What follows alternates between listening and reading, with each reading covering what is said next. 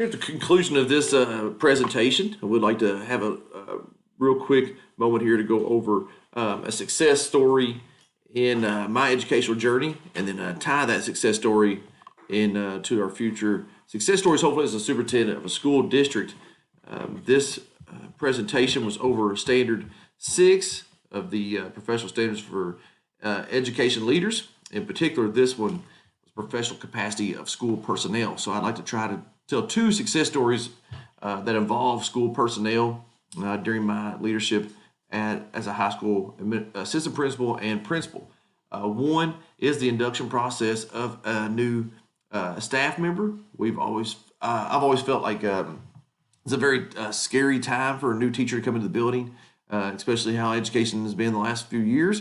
And so want to really try to make sure we do a good job of getting our teachers in the building and get them the help they need.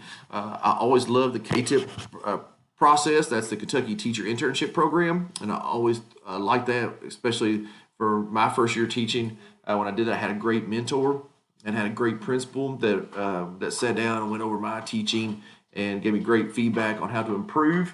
And I really enjoyed that process. So now that KTIP is gone, we kind of keep our own Breckinridge County teacher internship program.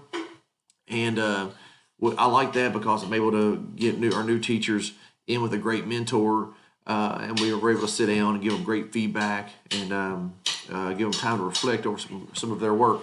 The second thing that I'd like to highlight real quick is, especially that deals with school personnel, is I developed 3 years ago a peer observation, and that's a program where our teachers will observe each other during the school year.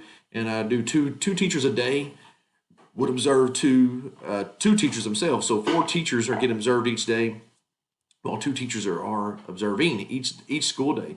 And this is twofold. I really like this because we're in the buildings the administration's in the buildings doing walkthroughs every day. Put the teachers in the buildings too, and the classrooms doing walkthroughs as well.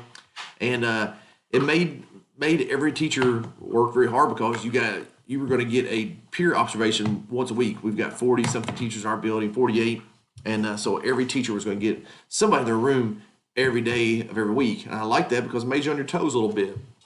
And that's something I would like to, as a superintendent, is to keep that going in our school district. Let our elementary schools watch each other, peer observation program, and but the main thing that I would like for my success story as a superintendent would be developing a really nice induction process.